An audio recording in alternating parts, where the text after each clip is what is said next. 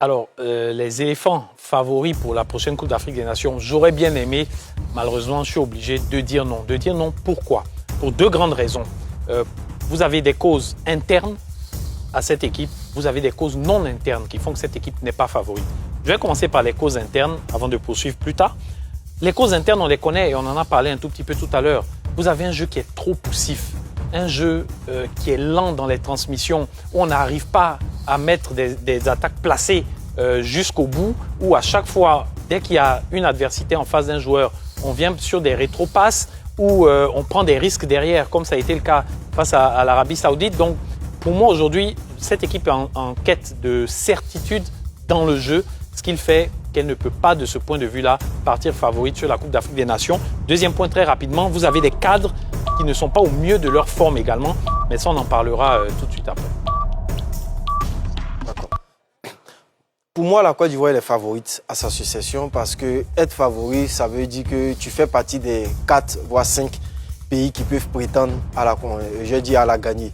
Elle est favorite par rapport déjà à son effectif. Pour cette CAN qui arrive, sur les précédents vainqueurs, on a pratiquement la moitié qui sont encore dans la sélection et ils sont encore en activité. Avec de nouveaux joueurs surtout qui vont apporter cette fin. Quand je prends le cas de Agbadou, par exemple, qui a manqué la précédente compétition, s'il est retenu, il fera partie de ceux qui vont encore apporter ce plus-là. La Côte d'Ivoire, elle est encore favorite parce que quand la Côte d'Ivoire était en difficulté, c'est face à des nations autres que des nations africaines. On va prendre le cas de l'Arabie Saoudite, le tournoi en face à la Nouvelle-Zélande et tout. Donc, face à des nations africaines, surtout lorsque ça a été le cas pour les éliminatoires, on a vu la solidité des Ivoiriens qui n'ont pas encaissé de but pendant cette compétition. Alors, vous dites qu'on a été en difficulté que face à des équipes non africaines. Mais vous me tendez la perche et vous me faites sauter justement le deuxième point des cadres sur lequel je voudrais rebondir et que je reviendrai plus tard pour parler justement des résultats récents des éléphants de Côte d'Ivoire qui posent question. Parce que quand vous me dites qu'on a été qu'en difficulté face aux équipes non africaines, moi je dis non. Après, le fait de ne pas encaisser ne veut pas dire forcément que tu es à l'aise, que tu gagnes. Ça a été le cas face au Gabon.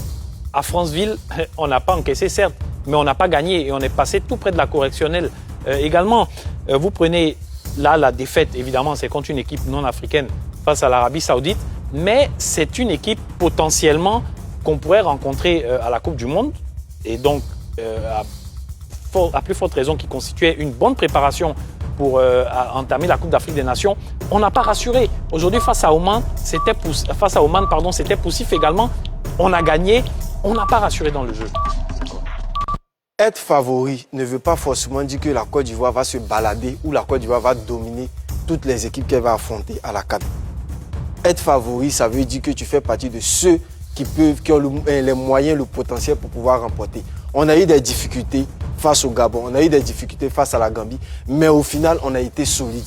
Et ça veut dire aussi que face aux équipes africaines, face au football africain, les éléphants arrivent toujours à avoir la solution pour pouvoir, comme toi-même tu l'avais dit, d'abord verrouiller l'aspect défensif. Et comme je le répète toujours, une fois qu'on n'encaisse pas, on a toujours plus de chances de pouvoir gagner un match. Les éléphants ne vont pas aller se balader, on va dire comme l'Égypte qui a aligné 3 Coupes d'Afrique, mais les éléphants font partie des favoris parce qu'ils ont le potentiel, parce qu'ils ont les joueurs pour pouvoir remporter cette compétition. Mais au stade actuel, mon cher Prince, on ne sait pas si les éléphants iront marcher sur les équipes ou pas au Maroc. On n'a pas de boule de cristal, on n'est pas devin. Ce qu'on fait, c'est qu'on est en train d'analyser à l'instant T, avec les données qu'on a, avec ce qu'on a vu, et notamment tout dernièrement, est-ce que les éléphants de base partent favoris? Et pour moi, je reste sur ma position, les éléphants ne partent pas favoris, comme c'était le cas à la précédente Coupe d'Afrique aussi. Et le président de la FIF, M. Yassine Idriss Diallo, avait dit, rappelez-vous, que les éléphants ne partaient pas favoris et que déjà une demi-finale serait bienvenue. Finalement, on a remporté la Coupe. Donc, on n'est pas en train de dire que les éléphants ne vont pas marcher sur les équipes au Maroc. On n'est pas en train de dire que les éléphants ne remporteront pas la Coupe. Mais dans les starting blocks en position de départ, je suis désolé, mais les éléphants ne peuvent pas partir favoris. Et je terminerai sur les causes internes de cette équipe avec les cadres qui sont en méforme. Mais vous prenez, à part Kessié, Ghislain Conan et Jean-Philippe Bamin, Sébastien Aller, Seko Fofana, Ibrahim Sangaré, Simon Dengra, Pépé Nicolas, Michael Seri qui est blessé, ne sont tous pas au mieux de leur forme. Okay. Effectivement, je vais continuer avec ce que vous avez dit. Vous avez cité des joueurs qui ne sont pas au mieux de leur forme. Mais à contrario, il y a aussi des joueurs qui sont au top de leur forme. Prenons le cas de Simon Adengra et bien d'autres qui participaient à leur première Coupe d'Afrique l'année dernière, Grasso et tout. Donc Yann Diomandé, Inao et je vais dire même bien d'autres joueurs sont au top de leur forme pour pouvoir encore briller. Quand vous dites que la Côte d'Ivoire ne fait pas partie des favoris, j'ai bien envie de vous demander quels sont les favoris. Parce que hormis le Sénégal ou même le Maroc, je ne vois pas encore d'autres équipes qui présentent une telle assurance dans l'expression collective pour être au-dessus de la Côte d'Ivoire. La Côte d'Ivoire fait partie des favoris, des 4 favoris qui vont aller et la Côte d'Ivoire va conserver son titre. Parce que la Côte d'Ivoire a les arguments, parce que la Côte d'Ivoire a les joueurs, la Côte d'Ivoire a le collectif et la Côte d'Ivoire va s'améliorer pour être au pic de sa forme en décembre.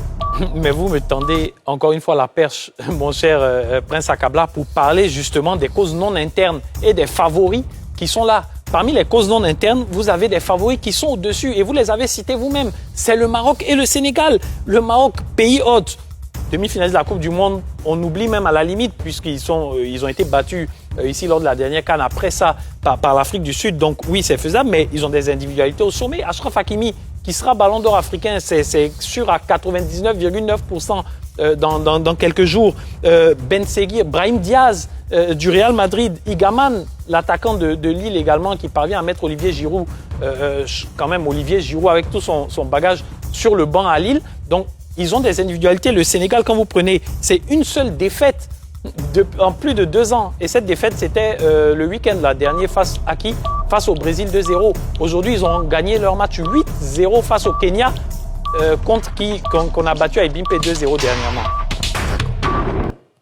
Je vais revenir encore par la conclusion. La Côte d'Ivoire reste favorite parce qu'on va à une compétition de 24 pays. Donc parmi les 24 pays, on ne peut pas me dire que les favoris ne sont que 3 personnes. Le Sénégal et le Maroc. Pour 24 pays, on va aller sur 4 à 6 pays qui font partie des favoris. Ceux qui sont, j'ai dit, dans le chapeau 1. Le football, vous avez cité le Maroc en citant des individualités. Si on veut regarder les individualités, il y a des pays comme le Nigeria qui n'allaient même pas, participer aux éliminatoires pour aller à la Coupe du Monde. Ils allaient être qualifiés d'office. Résultat, ils sont encore à la maison et bien d'autres. Lorsqu'on regarde les 24 pays qui sont qualifiés, il y a très peu de pays, pour ne pas dire aucun pays même qui a un chapeau ou bien un collectif supérieur en l'état actuel à celui de la Côte d'Ivoire. Collectivement, la Côte d'Ivoire a encore de bons joueurs. Ils n'ont pas de bons restes parce que là, vous restez sur les cadres qui sont absents. Ils ont encore de bons joueurs qui sont déjà à un top niveau. Non, mais là, Prince Akabla, vous défendez une cause perdue. Parce que quand vous me dites que la Côte d'Ivoire, il n'y a aucune équipe parmi les 24 qualifiés pour la Coupe d'Afrique des Nations qui n'a de collectif au-dessus de la Côte d'Ivoire, alors qu'il y a le Maroc et le Sénégal, rien que ça, qui sont là, j'ai envie de vous dire non, on ne peut pas dire ça. Et puis, vous déterminez, il y a quelles règles qui déterminent le nombre de favoris d'une compétition, le ratio par rapport au nombre de participants? On peut avoir une compétition avec 64 participants comme à la Coupe du Monde et avec 2 favoris uniquement. Ça peut arriver, donc ce n'est pas parce qu'on a 24 participants et que 2 favoris seraient trop peu. Je vais terminer par une dernière cause pour moi qui pourrait qui compromet en tout cas le statut de favori des éléphants, c'est le syndrome du tenant du titre. Et vous savez très bien que depuis l'Égypte, en 2006, en général, la fois suivante, ça se passe très mal pour le tenant du titre. Et on en a eu les illustrations sur les dernières années. Le Sénégal qui est tombé en 8e face à nous ici et d'autres. D'accord. Je vais poursuivre avec le syndrome du tenant du titre. C'est avec ce même syndrome-là que l'Égypte a aligné 3 compétitions d'Afrique. Ce sont des chiffres, ce sont des superstitions. Donc, ce n'est pas ce syndrome-là qui va conditionner l'équipe pour dire que, attention, une fois qu'on arrive en tant que tenant du titre, il y a forcément, en plus, de la pression, il y a ce sacrilège-là qui nous attend pour qu'on puisse tomber. Les éléphants ont les joueurs, les éléphants ont le collectif. Et pour rajouter, mais en termes de superstition, on va aller disputer notre CAN avec pour la première fois un coach qui va faire deux CAN. Donc, Faye, avec son bagage de néophyte, il va encore apporter un plus pour pouvoir aller au bout. Le Maroc, comme tu aimes bien le citer, je l'ai dit pour être au-dessus, n'oublie pas que le Maroc joue pratiquement tous ses matchs d'éliminatoire où il survole, comme match à domicile, comme match à l'extérieur. Sur les 10 matchs de poule, ils jouent pratiquement 8 matchs chez eux. Donc quand ils jouent dans un contexte différent, c'est toute une autre chose. Et c'est la CAN, il faut être prêt au bon moment.